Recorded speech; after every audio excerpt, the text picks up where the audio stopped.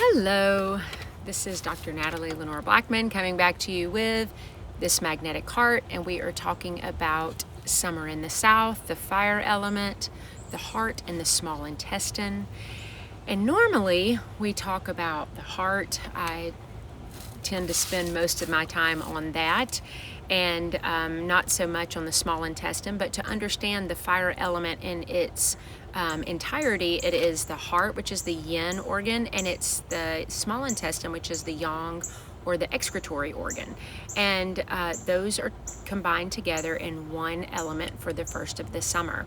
And so I wanted to talk a little bit about the small intestine element. And sometimes we talk about leaky gut, sometimes we talk about IBS, but we rarely talk about intestinal cancer.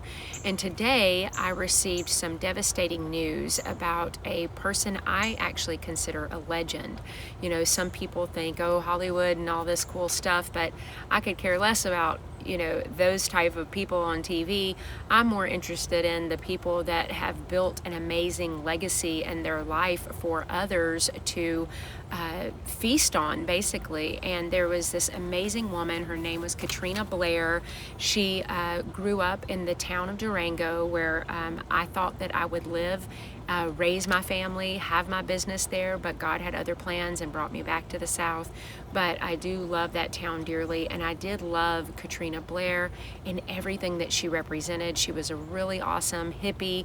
She was just about 10 years older than me, and her goal in Durango was to teach people how to forage off the native plants. So, she did herbal hikes, she did wild food foresting hikes, and so I would go on these, hikes with her. I would go to her classes. She created something called Turtle Lake Refuge, and Turtle Lake Refuge is actually a facility that she created where she made raw living foods, like you could go and get lunch or dinner, or she would sell them at the local health food store, and those foods were made up out of what she found in and around Durango.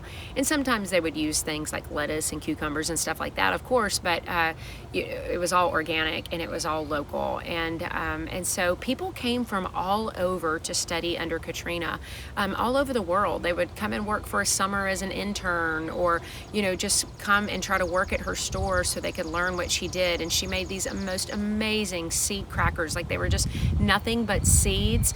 And I've always had to be gluten-free, and it's hard to find things that aren't filled with just junk. I'm not one of those just gluten-free eaters. Like, I go and buy all those crackers. There a lot of them is just junk, and cornstarch and potato starch and tapioca, that sort of thing.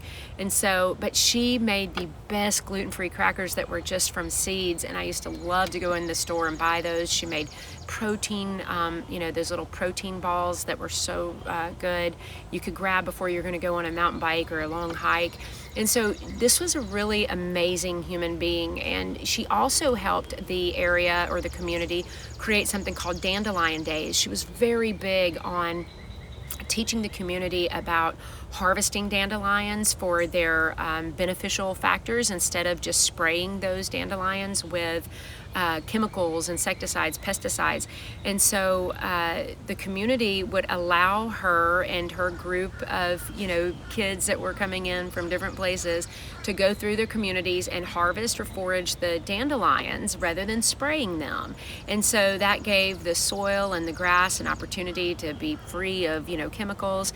And then we would have dandelion days, and so it was really awesome. Dandelion tea, dandelion kombucha, dandelion beer, dandelion butter. I mean, everything you could think of was made out of dandelions. And so it was just a really amazing time, and also an amazing person that helped establish and create all of this, okay? And so I got this information today that she passed away yesterday. And when I asked, the cause, it was intestinal cancer. And as I sat there, I'm like, this doesn't make any sense. This is a lady that has lived what she preaches, right? She's not just telling you one thing and doing another.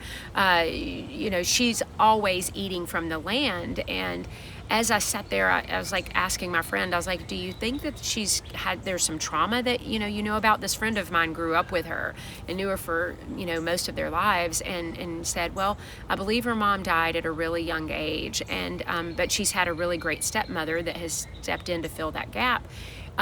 But she lost her brother a year ago, and her brother was a wilderness EMT guide. He was an amazing mountaineer and mountain guide, and he died hiking a huge mountain in South America. And so as I was thinking about that, I thought, oh my gosh, small intestine connected to the heart, a broken heart or a wounded heart or a traumatized heart. Of course, this dis-ease in the heart could create the disease in the excretory organ. Think about that. Like, think about how those two are connected, okay? And so it just really, it really hurt my heart, and especially knowing what she lived for, what she stood for. And then to know, out of all the things, a person who should not, in the natural realm of things, developed cancer. And so another important factor that we can talk about here is that most fire element people, and that's would be Katrina Blair, like, fire elements love community. They love people. They love joy. They love creating a space where people can be happy. Most artists are going to be your fire elements, okay? And so if you think about a fire element, they're extremely sensitive. They're extremely sensitive to people's moods, to feelings. They're the empaths. They're the one that when someone walks in and they're sad, they go, oh my gosh, what do you think's wrong with that person? You know, they've picked up on it before anybody else did. That's a fire element. So fire elements are really easy to develop dis-ease or disease in their body from actual heart trauma, from pain, from loss. And so I was thinking about her, and as I did, I was like, I need to get on and do a YouTube channel talking about this. And I wanted to talk a little bit more about it because something profound came out of it. I mean, I remembered going to her classes and taking those hikes and how fun that was. And it was just an amazing time of my life. Like, that's how I would like to live if I could, is just in the woods. But God's called me to do other things. But I loved that this person got to live this way. And I did get to live that way for a season. And but she had this class called Living Soil. And as a holistic person, you know that the soil is the most important part of growing. And because even in holistic medicine, right, we know that we're a microorganism. Like, there's been all this research that finally proves that everybody was right about probiotics, and you shouldn't take antibiotics because they mean anti-life. You're killing off your good bacteria, and our body is bacteria. Our entire body is made up of microbiome. Like, we are a moving microbiome. It has now been studied and proven and shown. And so if you know that about us as humans, right, then you understand the importance of the soil, the soil is the soul of the earth, right? That everything comes out of it. And so, you know, I talk on this channel so much about our heart is a garden, and we need to tend to the soil of our heart, or let God tend to the soil of our heart. And so as I was thinking about that, it hit me. I've been working on a couple of devotions for people, adults, and then devotions for children. And it's all based on what I teach here on this magnetic heart about how to heal the body 365 days a year according to the Chinese medicine calendar and according to the Hebrew calendar, because we have special gifts within each of those, right? And so I thought, Living Soil. I want to name those devotions Living Soil, because our heart has to have the living soil corrected, healed, uprooted. All the junk's got to get out of it so it is alive, so that we can produce a harvest, so that we can produce the fruits of the Spirit: joy, peace, kindness, gentleness. We cannot do that if our soil in our heart is damaged or hardened or rocky. And so as I thought about that, I thought about Katrina's life and like how she has taught people how to take in the wonder of nature, how to embrace and enjoy everything that we've been given on this earth in creation, right? But yet, there's not the teachings coming out that let her know you've got to tend to the soil of your heart. You know, that trauma, that wound that you think maybe you've gotten over is still there, and it's still creating dis-ease in your body. And it just really made me so sad that this isn't a common teaching in our society, that the spirit and the soul are in control, or they are also telling the body what to do. And so a renewed mind, which comes from a renewed soul or soil, is going to tell that body, hey, you've been healed.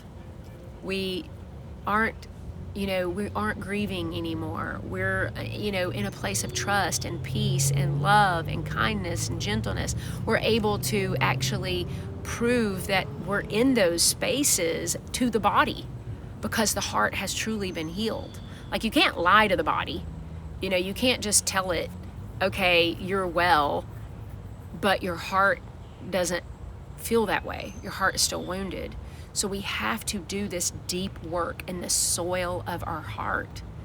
That's what this entire channel is about. And so I also said, I wanted to start it so people would understand how they could prevent disease and also reverse aging too, right? And so, but when we think about that gravity, that weight of really preventing disease, of really preventing cancer, of really preventing aging, that's huge. But it can be done. It can be done. It's all throughout the Bible. Guard your heart, for out of it flows the issues of life. A broken spirit, who can bear? Like, your body cannot hold up under a broken spirit. And so I wanted to just go on and talk about, that's what this channel is about. And it is an important work. It may seem silly, or maybe it's not as gravitational as it is, but it is the most important work we could do. Not the body, not working out in a gym, not doing our stretches or yoga or whatever body work you do, or whether you're juicing or fasting or whatever. Now, if you're fasting and you're meditating with the Father, okay, yeah, you got us, you trumped us, because that is one of the best things you can do for your body. But that, again, is because you're starving the body and you're feeding the soul, the spirit, the soul and the spirit. When you feed the word to yourself in a fasted state, that's what that does. But so this was just an amazing, while also upsetting, example of the work that we should all be doing for our soul, for our spirit, for our heart, so that we can walk in health, so that a legacy is not cut short, so that an entire town, community doesn't have to mourn the loss of someone so great. I know Katrina's legacy will go on and on and on. She will always be remembered. But she shouldn't have been cut so short. Her life shouldn't have been cut this short. Okay, I just wanted to bring this to the front, talk about the small intestine, talk about how the heart can affect the small intestine, how any disease in the body can cause disease in the body, and that disease can lead to cancer very easily and very quickly. I've really found that cancer is linked to bitterness, and bitterness could come from loss. Why me? Why did this happen? Why my husband? Why my brother? Why my mother? It could be anybody. But the way that we keep that bitterness out of our heart is to tend to the soil, the living soil, and let the living Father, the Holy One who created us, the creator of heaven and earth, come in and till the soil of our heart and help us heal. Okay, I hope you have a wonderful summer evening, and I look forward to talking to you soon. If this has blessed you, please like, share, and subscribe. We need to get this message out there. Thank you.